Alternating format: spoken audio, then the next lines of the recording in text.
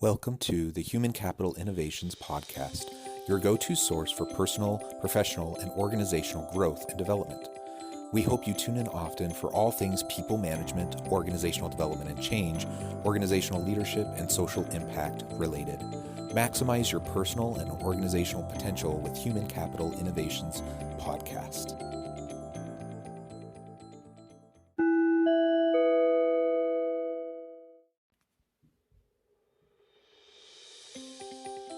Welcome to the Human Capital Innovations Podcast.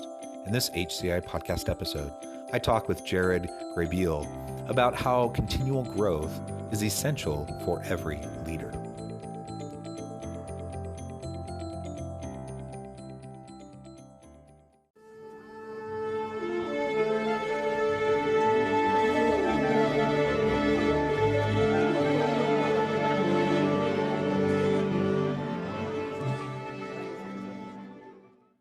Jared Graybeal, welcome to the Human Capital Innovations Podcast.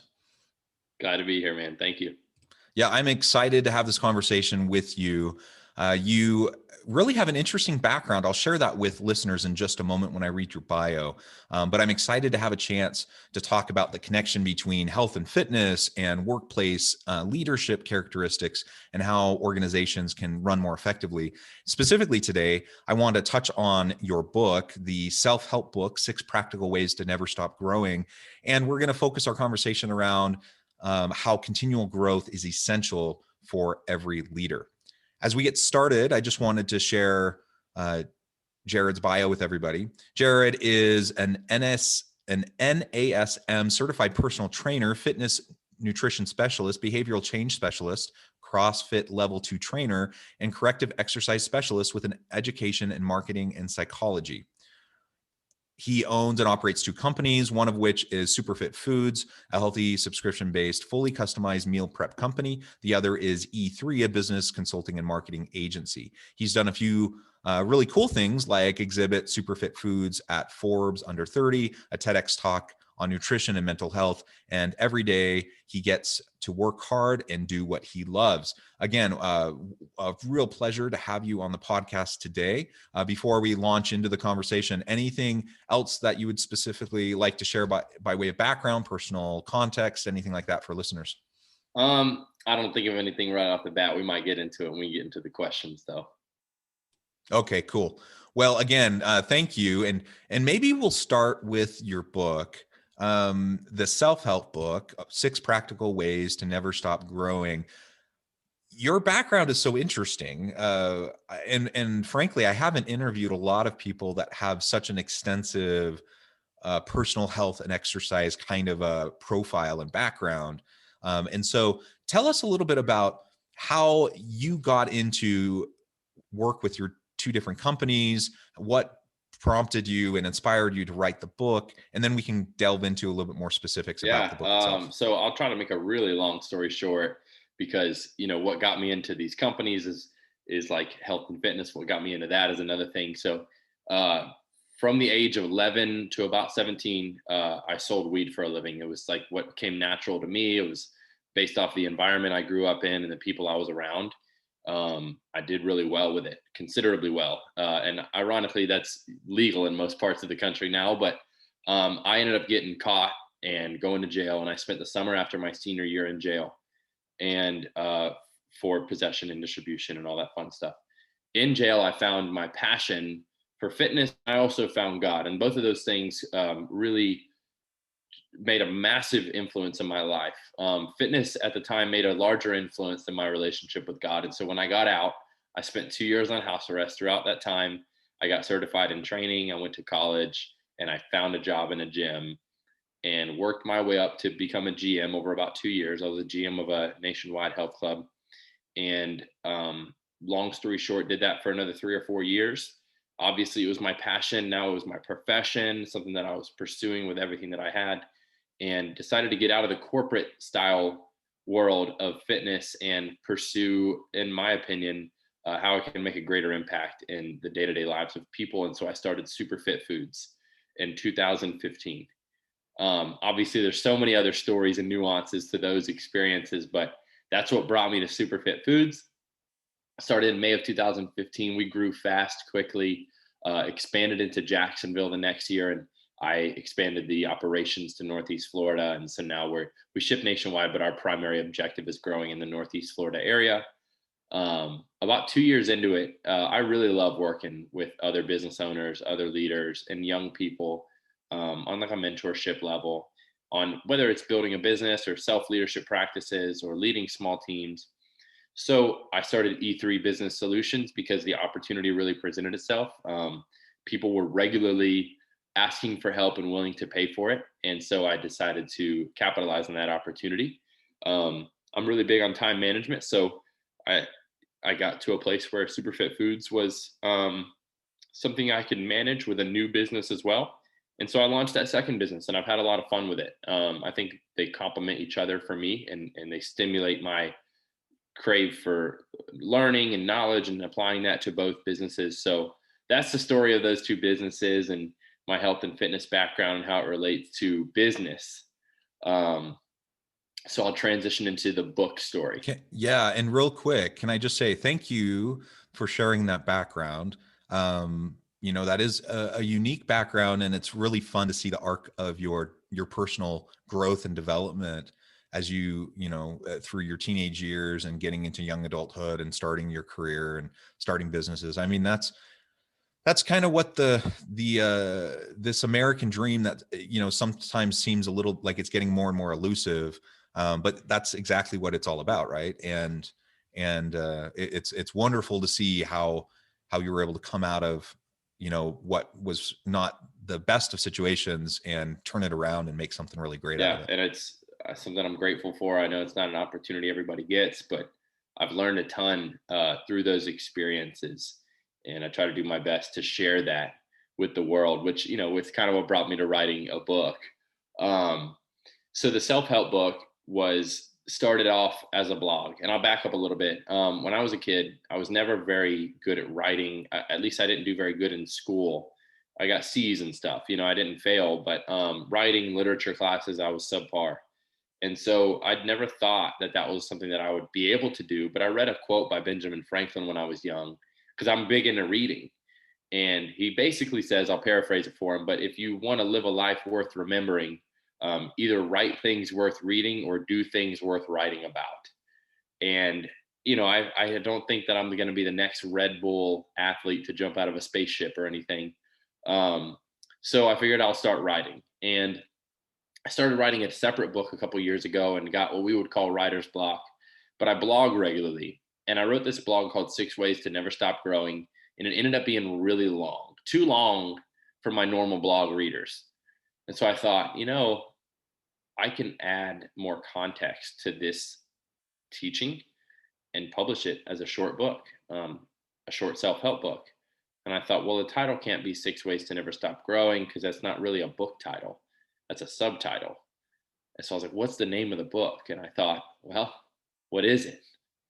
It's a self-help book. And I just Googled it. And I'm like, how did nobody take that name? And so I ran with it. And, here we are. Well, that's excellent.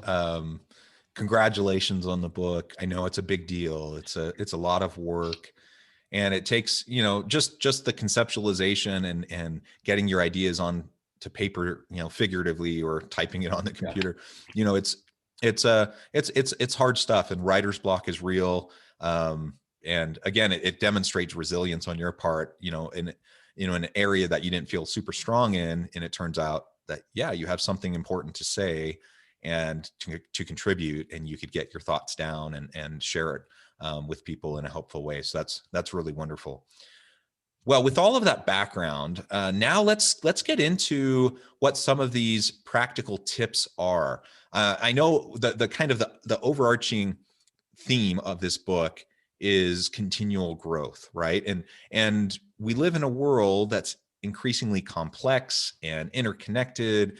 And I mean, you got things like COVID that disrupt everyone's world, but that's not the only disruption. There's all sorts of disruptions that are really causing challenges for leaders.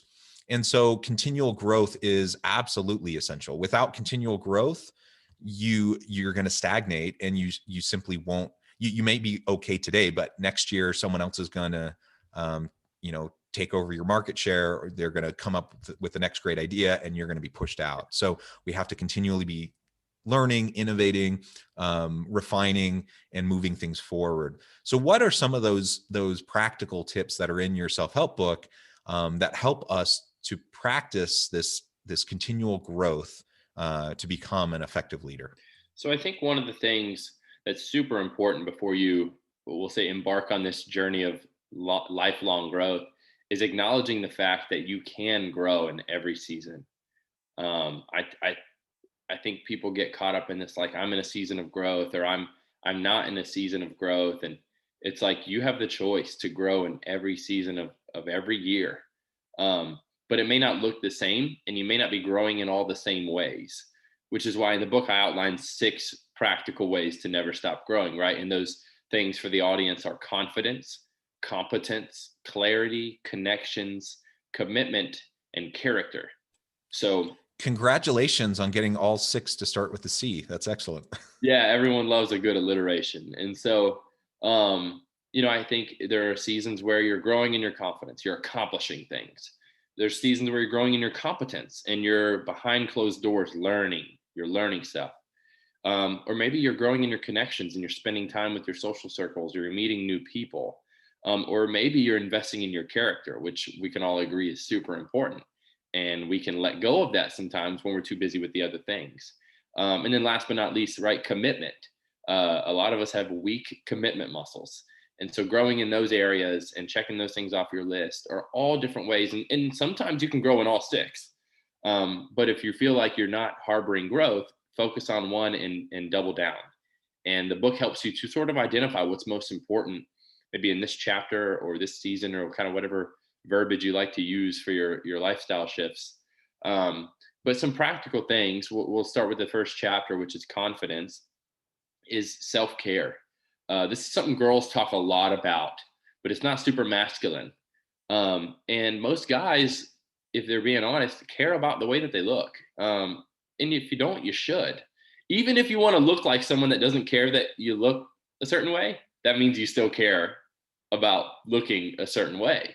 And so having confidence in your ability to look however it is you want to look, right? If you want to be the guy that has long hair, long beard, cool, own it and take care of it and like nurture that, whatever that is for you.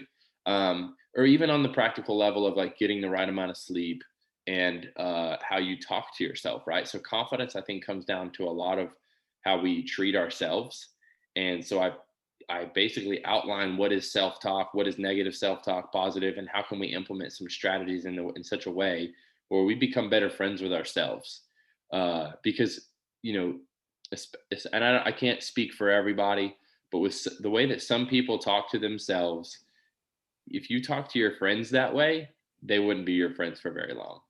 And so why should you treat yourself that way?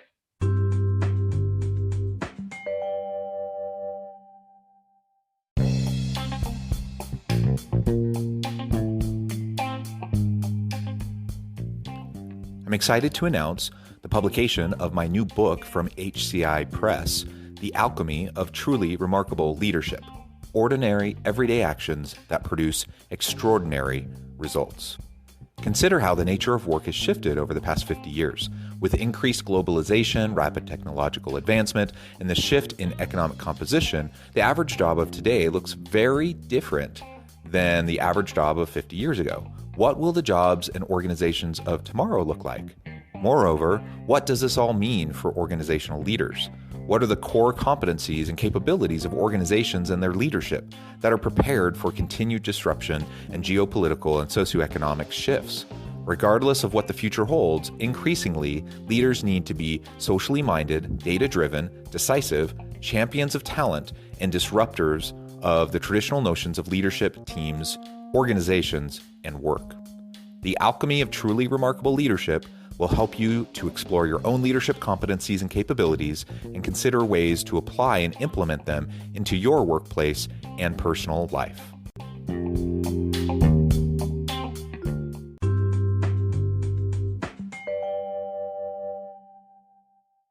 Yeah, I think that's absolutely right. And as you were talking about the importance of confidence, so that we can grow and we feel like we're worth it. And, I think of this self-care conversation, and that's something that I've struggled with over the years. I'm kind of a family man. I have 6 children. I work, try to provide. Like it's just a lot of work, and you're busy, and you're trying to juggle a lot of things. And honestly, the first thing that usually gets set aside is, oh, go exercise, go do this, that, or the other to take care of yourself, because it almost feels selfish. Um, but no, it's not selfish, because you're taking care of yourself, which allows you to take care of your family better, or be there for your friends or for your colleagues at work. And so it needs to be a balance, of course. And but we need to take care of ourselves, and that takes some confidence to think that you're worth it, right? To put that time into yourself and your own development. But I also think that confidence is really critical, not just for how you treat yourself, but also how you treat other people. Because I don't know what you think, but it seems to be my consistent experience that when I'm around people who are just kind of jerks, um, who don't treat people well, almost always they're pretty insecure people. Yeah. Um, and that insecurity just speaks to, they're putting on a facade of confidence, but the deep down that confidence isn't there, and they feel like they have to mask it, and they overcompensate, and they try to make themselves look better by putting other people down. And if we want to treat ourselves well and others well, we have to develop like that innate sense of self-worth and personal confidence, and that will bleed into all aspects of our lives. Absolutely. And that's why I wanted to start with this. The first chat, well, it's the second chapter in the book. It's the first of the 6 C's. Um, and then, one of the other ones, of course, is competence, right? Because you can have an extreme air of confidence about you, but if you don't have follow through, meaning if you don't understand the topic that you're talking about, if you don't understand the subject matter, that at work you were given a promotion and it's because you're so confident in yourself, but then you can't actually fulfill your duties because you haven't learned how to do the work, then you're going to have a hard time. And so competence talks about a lot of practical strategies on learning. There's going to be a big theme on reading and setting goals in there. So I talk about, practical strategies for setting goals would be one, right? And an acronym I like to use, and I think Brian Tracy, who's like a goal setting expert, I don't know that he made this up, but it's a SMART acronym, right? Specific, measurable, attainable, relevant, and time based. And so, it's just everyone loves acronyms. They love alliteration. So, what is the goal? The goal isn't to quote unquote run more. The goal is to run a mile a day, 5 days a week. That's specific. Measurable, again, a 1 mile a day. Instead of running every day this week, I'm going to run 1 mile a day, 5 days a week. Attainable, right? Can you physically do that? If you're like, well, I haven't ran in 10 years, maybe it's walk a half a mile, 5 days this week. And then in a year, I'm going to be running 1 mile a day, 5 days a week, something like that. And then relevant, right? Relevant. Some people set goals just to fit in with their friends, or they saw somebody else set a goal, and it's not relevant. You don't actually enjoy to do that. Maybe you want to learn more about science, but it's not relevant to your job, to your friendships, to your career, and you're not actually interested in it. You just went on a date with a girl who was a scientist, and now you want to, it's like, is it really relevant to your life? No. So you probably shouldn't set it as a goal. And then time based. When are you going to do this? By what time? Right? Hold yourself accountable to that. So that's a practical way to grow in your competence level. And of And I course, would just add to that, one of the great things about SMART goals is that they kind of force you towards developing habits, and habits only happen through consistency, right? So like you said, if someone has a goal of running a marathon, fantastic. That's wonderful. The vast majority of people aren't going to be able to go from 0 to 60 and run a marathon later this year when they don't get out regularly and even run a mile. So it's not even about how far. Like, it's just like, get out there consistently, 5 days a week. Start with a quarter mile, half mile, mile. Pretty soon you're running 5Ks, 10Ks. And over time, you literally build up those muscles, but you build up your self-confidence in your ability to be resilient, and to push through hard things and pain and those sorts of things. which will then allow you to eventually get to the point where you can achieve those really great milestones, those really huge accomplishments. I personally can't imagine ever running a marathon. I don't enjoy running, and so it's kind of it's really a chore for me. I do like biking, I don't bike as much anymore, but in another life, I did many really long bike rides, 200-mile bike rides and such, and it's not the same as a marathon. Riding a bike's different, but it's a pretty significant thing. So, 200 miles was challenging. yeah, I think about that and I'm like, I gained a lot of self-confidence by building up to that and being able to do that.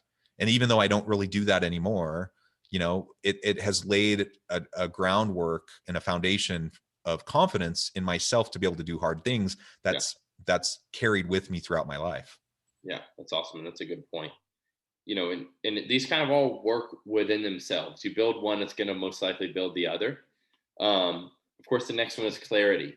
And some people can get so caught up and busy, right? Like the last time you ran into an old friend, you're like, how are you? And he or she says, I'm busy. I've been busy. So we can fill our plate up with so many things that might even be fulfilling, but we lose a little bit of clarity in our lives. We can't think as clearly anymore. And it might just be for a short period of time. And sometimes you need to check yourself and take a day, take an hour, reframe your morning routine so you can have time for reflection. So there's some practical tips in there, and one of them is fasting, right? And a lot of people look at fasting differently. Of course, you have different religions that practice fasting as a part of their religion, and that's not. I mean, that is a part of what I'm talking about if it's relevant to the reader. But I'm talking about maybe you need to fast from social media. Maybe single people, you should fast from these dating apps for a couple days. There are stuff that takes up our time that we don't realize. Maybe you should fast from television for a week when you've got a big project due, right? Because we like to think, oh, I don't have time to do X, Y, and Z. But there are things that take up our time that we could take a break from and get more time to think and to breathe and to rest. And so sometimes that's what we need to do. And so I implement some strategies around fasting and some information on how that works, because that word can be, let's say you have a bad experience with diets and you hear the word fasting and you're like, I don't want anything to do with that. Or maybe you have a bad experience with religion and you're like, I don't want to do that. So read into it a little bit more, learn a little bit more about it and how it can be contextualized in your life. Clarity also comes back to communication. And I talk a lot about that because I think over time, mainly young people, I would say in my experience, are losing the art of formal communication because we live in a digital era where everything is shortened, if not just avoided. And so communication can be powerful. If you're lacking clarity in your life, it might just be one conversation with one friend. It might be one conversation with your boss, your spouse, your family, your parents. Who knows who you need to talk to and get some advice from to get some stuff off your chest. And so communication patterns come into that. And it sounds like a given, but people take quality communication for granted and it can impact your life.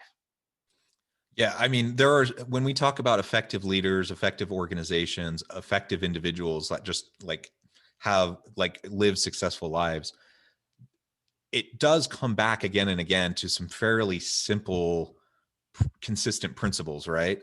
And communication and relationship building is one of those. It doesn't matter whether you're talking with a partner or spouse at home, friends, family, people in the workplace, your team, like whatever you're talking about, it all comes back to relationships, and relationships are built on trust, and trust is developed and maintained through open and transparent, consistent communications. Like it's all interconnected, and it's not rocket science. Like you just have to do those things. And when you set them by the side and you kind of put them off or procrastinate them, then inevitably things crop up, negative behaviors, negative dynamics and interactions.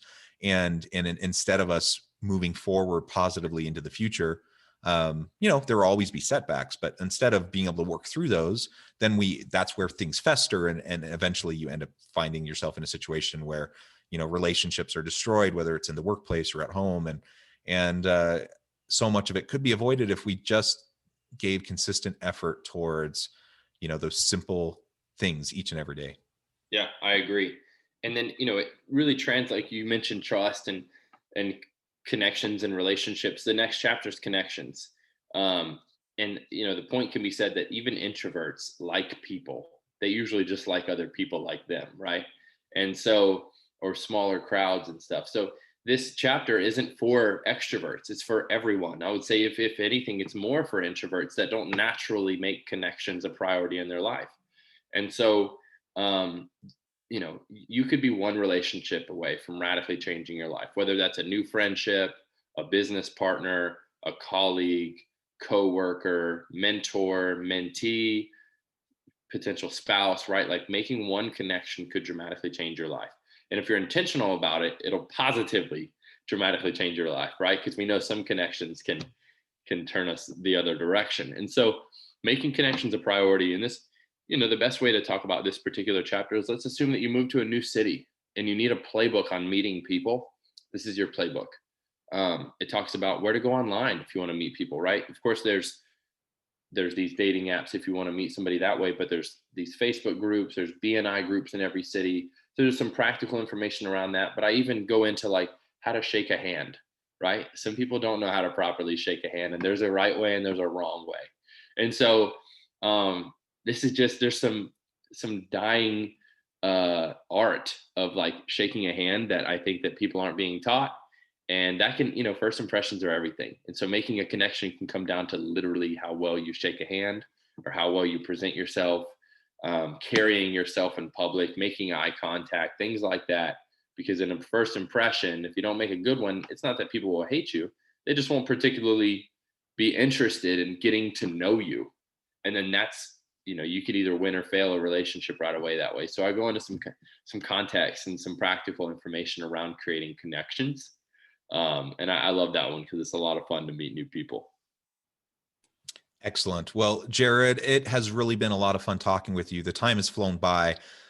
We could continue and go on and on. But before we part ways today, I did want to give you a chance to share with listeners how they can get connected with you, find out more about your book, where they can find it, and anything else you would like to share by way of just final word on the topic.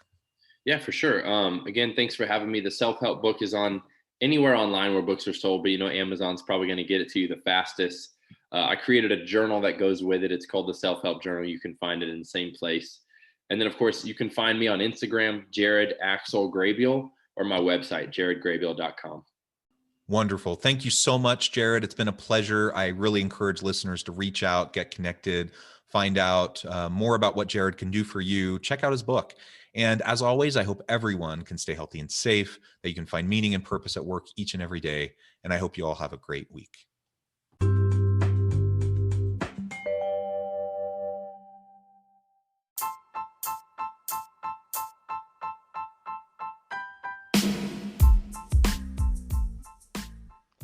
We are excited about the launch of HCI's new magazine, Human Capital Leadership. Human Capital Leadership is a free, interactive e-magazine designed to help individuals, leaders, and organizations find innovative approaches to maximize their human capital potential. We will be publishing issues quarterly in August, November, February, and May. Check out the first issue and let us know what you think.